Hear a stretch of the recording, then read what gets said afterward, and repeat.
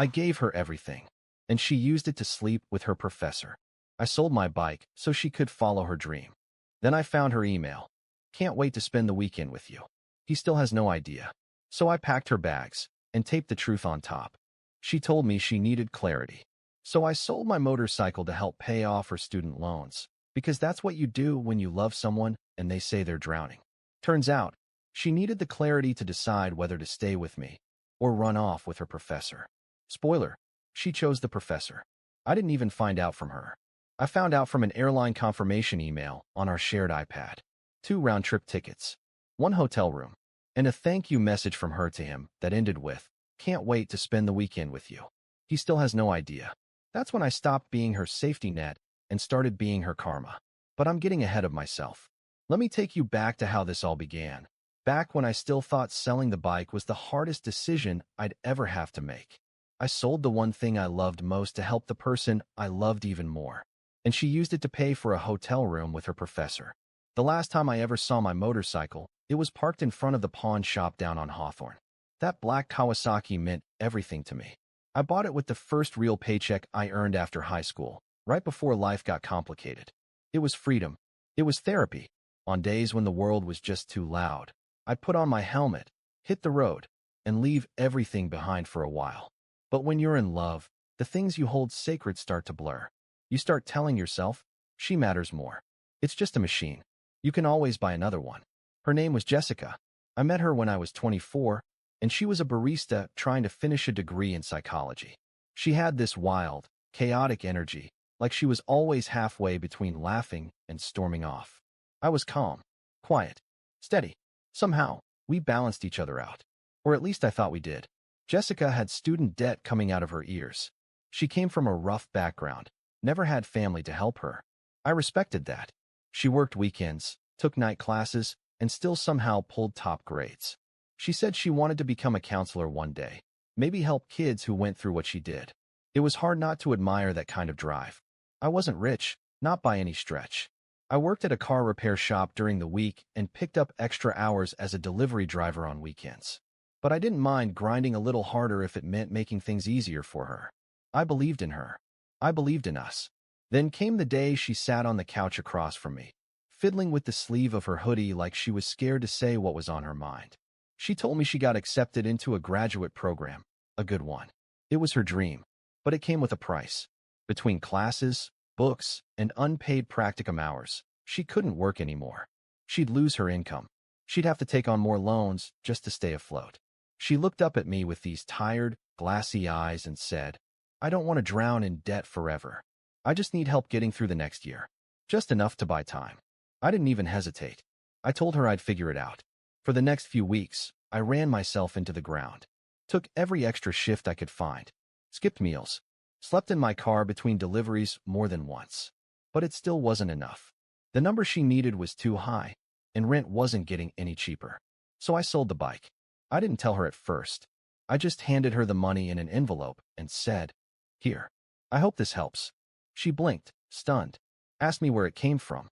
I shrugged and said, "Does it matter?" Of course it mattered. But I didn't want her to feel guilty. She cried. Told me she didn't deserve me.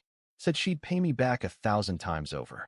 We ordered pizza that night, watched movies on the couch, and for a little while, I felt like a good man doing the right thing for the woman he loved. But things changed after that. Subtly at first. She started spending more time on campus. Said she was networking, studying with classmates. She'd come home later and later, sometimes not until midnight. When I asked how things were going, she'd get weirdly vague, say she was just exhausted and didn't want to talk about school anymore. At first, I figured it was stress. Grad school's no joke. But then she stopped wanting to be touched. She flinched when I kissed her. She'd go days without even looking me in the eye. If I tried to ask what was wrong, she'd either snap at me or say I was being clingy. Once, I made dinner and waited 3 hours for her to come home. When she walked in the door, she looked at the table like it was an inconvenience. Said she already ate on campus. Didn't even sit down. That night, I lay awake next to her while she scrolled through her phone, her screen turned away from me. I remember staring at the ceiling and thinking, something's not right. Something's off. But she wouldn't do that to me, would she? That was the first time I questioned whether I really knew the woman sleeping next to me. And that was just the beginning. After I gave her the money, things didn't get better like I thought they would. I expected her to be relieved, lighter, maybe even happier. But instead, she became distant. At first, it was small stuff. She stopped texting me back during the day, even though I knew she was just on campus or home between classes. Her replies started coming hours later, usually just one-word answers or weirdly polite responses like, "Thanks, appreciate it." Not the way your girlfriend texts you. More like how you'd respond to a coworker. One night, I tried to surprise her by picking her up from campus after her evening seminar. I waited outside the building for half an hour. She never came out. When I called, she sounded annoyed, told me she'd already left with some classmates and that I shouldn't show up unannounced like that. I told her I was just trying to do something nice. She went quiet for a second, then sighed and said, "I just really need space right now. I'm stressed beyond belief, and you hovering isn't helping." That word, hovering, stuck in my head for days. She used to love when I showed up for her. She used to beg me to come to campus and walk her to her car if she was studying late. Now, I was hovering. At night, she kept her phone close, like obsessively. It used to live face up on the kitchen counter or on the nightstand. Suddenly, it was always in her hand or tucked under her pillow. She started sleeping with her back to me. We hadn't had sex in almost 3 weeks, which wasn't like us. I asked her if she was okay. She said she was just exhausted from school. "This program is brutal," she said. "I'm lucky to have you supporting me right now." Those words were exactly what I wanted to hear. But the way she said them felt robotic, like she was reading from a script someone else wrote for her. Then came the moment that shifted everything. It was a Sunday morning, and I was doing laundry. She was still asleep. Her phone buzzed with a calendar reminder. Normally, I wouldn't even look, but it popped up on the lock screen. Trip itinerary, downtown hotel, confirmed. I stared at it. My stomach started twisting. She hadn't told me anything about a trip. No conference, no seminar. And I knew for a fact we hadn't booked anything together. She'd been talking about how tight things were, how she had to watch every penny. And yet here was a hotel confirmation sitting on her phone. I didn't say anything right away. I sat on it, told myself maybe it was for a class event. Maybe the school was covering it. Maybe. But later that day, when she got up and went to shower, I checked the email app on our shared iPad. It was still logged into her Gmail. The message was still there, and it was worse than I expected. The subject line was, "Can't wait for our weekend, smiley face." The sender? Dr. Edward Harlan. Her professor. The message said, "I've cleared my schedule. I'll meet you at the lobby around 6. Room's already paid for. Thank you again for helping me grade papers. I think we both needed a break from our real lives." Winky face. I stared at the screen, trying to breathe. My hands were shaking. My chest felt hollow. I couldn't move for what felt like hours. I just sat there, staring at the smiling emoji like it was mocking me. She had used the money I gave her, the money from my motorcycle, the one thing I had that was mine, to go on a romantic weekend with her professor. The debt I thought I was helping her clear wasn't even real. She'd been lying, and I had handed her the means to do it. I didn't confront her. Not then. I looked at her through the bathroom mirror steam as she stepped out of the shower, towel-wrapped and humming some song, like nothing was wrong in the world. Something inside me shut off. She was lying to my face, living under my roof, eating the food I paid for, using the heat I worked to keep on. And all that time, she was sleeping with someone else and thinking I was too dumb to ever figure it out. That night, she came to bed and wrapped her arms around me for the first time in weeks. And for the first time since I met her, I felt nothing. After I read that email, something broke in me, but I didn't show it. I didn't scream. I didn't confront her. I didn't pack her bags and throw them out on the lawn like some movie scene. I just shut down emotionally. I went cold, because I realized something. She didn't think I was capable of noticing. She thought she had me wrapped so tight around her finger that I'd never question a thing she said. And that was her biggest mistake. So I played dumb. For the next few days, I acted exactly the same. I kissed her good morning. I asked about her classes. I picked up groceries on my way home from work and made her favorite stir-fry. I watched her lie to my face without flinching. And she did it so easily. She started mentioning the trip herself a few days later. Said it was a leadership retreat her program was offering for top students, paid for by the university. Said she might be out of town over the weekend, but wasn't sure yet. Claimed it might be canceled last minute because of logistics. I just nodded and told her to let me know what she needed. She kissed me on the cheek and called me sweet. She had no idea I'd already read everything. No idea I saw the calendar alert, the airline reservation, the hotel booking, the email chain. She had no idea I knew her retreat included a king bed, room service, and a romantic dinner reservation already prepaid under his name. What hit me the hardest wasn't the cheating itself. It was how casual it all was for her. How little guilt she showed. She laughed at my jokes. She texted me, "I love you," while planning to meet another man in a hotel room I indirectly paid for. She laid in bed beside me and scrolled through her phone, smiling at his messages, while I was right there, pretending to be asleep. You want to know the real kicker? That weekend was supposed to be our anniversary. Not a major one, just 3 years. But still, I'd made plans. I had a reservation at a little Italian place we loved. I'd even bought her a necklace weeks ago. She never knew because I kept it hidden in the back of my toolbox, wrapped in an old rag under a socket set. She canceled dinner 2 nights before, said she'd be out of town for school and that we could do something next week. I told her it was okay. That night, I went into the garage, opened the drawer, and stared at the necklace for a long time. It wasn't even expensive, just a simple silver chain with a small engraved charm that said, "You're still my favorite chapter." She'd always said that quote to me when we first started dating, back when things felt real. Now, I couldn't even look at the damn thing without feeling like a punchline. By Thursday night, she was packing. She tried to act rushed, like everything was last minute. Said she wasn't even sure what to bring, because she didn't have an official itinerary. I helped her fold her clothes. I zipped up her suitcase. I offered to drive her to the airport, but she told me not to worry. One of her classmates was going to pick her up. I nodded, smiled. Before she walked out the door, she kissed me. I kissed her back. She told me she loved me. I told her I loved her too. Then I stood at the window and watched her climb into a dark blue car, driven by someone I'd never seen before. He never got out. She never looked back. The second she was out of sight, I grabbed the key to the lockbox under our bed. Inside was the rest of the money I hadn't given her, the little I'd managed to scrape together since. I put it in an envelope, along with a note I'd spent 2 nights rewriting. Then I walked into our bedroom, unzipped her suitcase, and slid the envelope between her sweaters. Right on top, right where she'd see it the second she opened her bag. The note said this: "You said you needed clarity. Now you have it. Don't come back." Then I turned off my phone. The day she left, the apartment was dead silent. I didn't turn on the TV. I didn't scroll my phone. I just sat at the kitchen table, staring at the chair she always used. She had this habit of curling one leg under herself and stealing food off my plate without asking. It drove me nuts at first, then became one of those stupid little things you start to miss even before someone's gone. But I didn't miss her. Not anymore. I just felt this strange quiet in my chest, like I'd finally stopped holding my breath after months of pretending not to notice what was happening right in front of me. That night, I cleaned. Not like a casual wipe down. I scrubbed the apartment from top to bottom, washed the sheets, emptied the fridge of anything she liked, collected all her things, the books, the mugs, the random jackets she left on every chair, and packed them neatly into boxes. I stacked them by the door, locked the bedroom, and crashed on the couch. By morning, the missed calls had already started. She must have opened her suitcase. Found the note.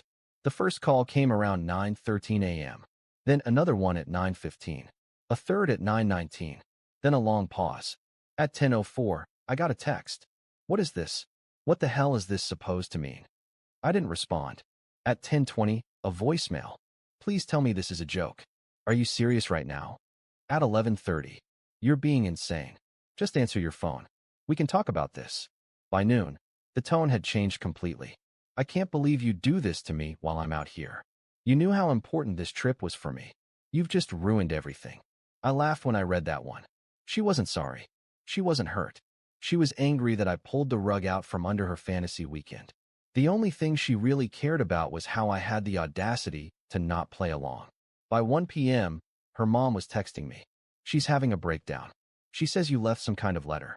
She's crying in a hotel room and won't talk to anyone." What happened? I didn't answer her either. The calls kept coming, and I let every single one of them ring out. I watched the notifications pile up like digital proof that she finally realized I wasn't the same guy who sold his bike to help her. Later that night, one of her friends, someone she used to talk trash about behind their back, texted me. "I don't know what's going on, But she told me everything. You deserve better. I'm really sorry. That one caught me off guard. I didn't even know this girl had my number. I guess word was spreading. And fast. By the next morning, the tone had shifted again. Now she was apologizing, leaving voicemails with long pauses and broken sobs. I messed up. I know I did. Please, just let me explain. I panicked. I didn't know what I was doing. It meant nothing. I was just confused. Please talk to me. She sounded scared. Not sorry. Scared. The professor? He bailed on her the second he realized I knew. Didn't even show up to the hotel. Apparently, he sent a short email that said something like, "This was a mistake. Don't contact me again." I smiled when I heard that part. She had burned everything for this guy, risked her degree, her relationship, her whole image, and he walked out the second it wasn't easy anymore. And now she was alone in a hotel room with her suitcase, my letter, and a long weekend ahead of her. She wanted clarity. She got it. The weekend came and went, and I didn't say a single word. By Monday, she was back in town. I knew because her best friend posted something on Instagram. Just a blurry photo at a coffee shop with the caption, "Some people don't deserve the second chances they get." I didn't even flinch. I knew that wasn't about me. That was her trying to spin the story before it caught up with her. The funny thing is, I didn't feel angry anymore. I didn't even feel sad. I felt done. There's a moment after betrayal that no one really talks about. The moment where your body stops shaking and your brain stops asking questions. When the pain dies down just enough for a kind of clarity to settle in. That was me, sitting in the apartment, surrounded by boxes of her stuff, realizing I didn't owe her anything. Not a conversation, not closure, not even the satisfaction of watching me fall apart. The messages kept coming. "Can we just meet and talk? Just once. I'll explain everything. I swear it wasn't what you think." I was scared. I thought I was losing myself. He meant nothing to me. "You're the one I love." I was just confused. She kept circling the same phrases. I was confused. I didn't know what I wanted. "You were too good to me. I felt small next to you." That one got to me a little. Like my kindness had somehow made her feel guilty. Or maybe just exposed the difference between us. I didn't answer any of them. She came to the apartment once, but I wasn't home. I'd left her boxes in the hallway outside the door, stacked neatly with her name written on top. I didn't leave a note. Didn't need to. She already had the only message I intended her to get. Later that night, I saw on her social media that she'd taken a picture of the boxes and posted it with the caption, "I guess this is what love looks like now." I didn't reply, but a few of my friends did. Let's just say, her little sympathy campaign didn't work the way she thought it would. She called again 2 days later. This time, she didn't say anything when I answered. Just breathed heavily on the line like she'd been crying for hours. I stayed silent. Didn't say a word. Eventually she whispered, "I don't know who I am anymore." I hung up. I know that sounds harsh, but by then, it wasn't about punishment. I wasn't trying to hurt her. I just didn't care anymore. There was nothing left in me to give her. No rage, no grief, no resentment. Just empty space where all those feelings used to live. And honestly, that hurt her more than yelling ever could have. Because she wanted a scene. She wanted a moment to hold on to. Some final explosion where she could cry and scream and tell herself she at least mattered enough to break me. But there was nothing left to break. The last message she sent me came a week later. "You were the best thing that ever happened to me. I don't know why I did what I did. I miss you every day." I didn't reply. I just slid my phone across the table and went back to polishing the chrome on the new motorcycle I bought last weekend. Better engine, better ride. And this one's just for me. I saw her again exactly 3 months after she left. It wasn't planned. I was sitting on the outdoor patio of a little coffee shop downtown, reading a book, when I noticed a woman standing on the sidewalk nearby, frozen mid-step. I looked up. It was her. She looked smaller than I remembered. Not physically, just muted. Like the fire she used to have in her voice, her eyes, the way she moved, it was gone. She was holding a paper cup with both hands like she needed it to keep herself grounded. Hair pulled back. No makeup. Wrinkled clothes. I think part of her thought she'd never actually run into me again. That she could pretend I was just some chapter that closed on its own. She didn't say anything. Just stood there, eyes wide, like she was waiting for me to tell her what she was allowed to feel. But I didn't.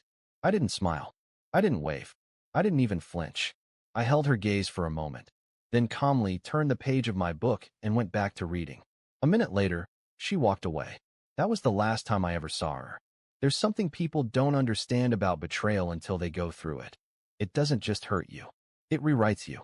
You lose the version of yourself that trusted too easily, forgave too quickly, gave without asking for anything back. That person doesn't come back, but something better grows in the ashes. I spent those next months rebuilding, not just financially, but emotionally. I reconnected with friends I'd neglected, started going on rides again, met people, laughed more. I even signed up for a welding course at the community college just because it sounded cool. It's funny how much life opens up when you stop making yourself small for someone else. And yeah, I bought a new motorcycle. Different model. Sleeker. Faster. Not because I was trying to replace what I lost, but because I finally stopped giving away parts of myself to people who never planned to stay. I never responded to any of her final messages. Not the one where she said she was going to therapy. Not the one where she said her professor got fired for personal misconduct. Not the one where she said she thought about me every time she passed a bike on the road. That wasn't my burden to carry anymore. I'd already carried her weight long enough. So when people ask me what happened, why we broke up, why I never said anything, I just smile and tell them the truth. She said she needed clarity. Now she's got it. And so do I.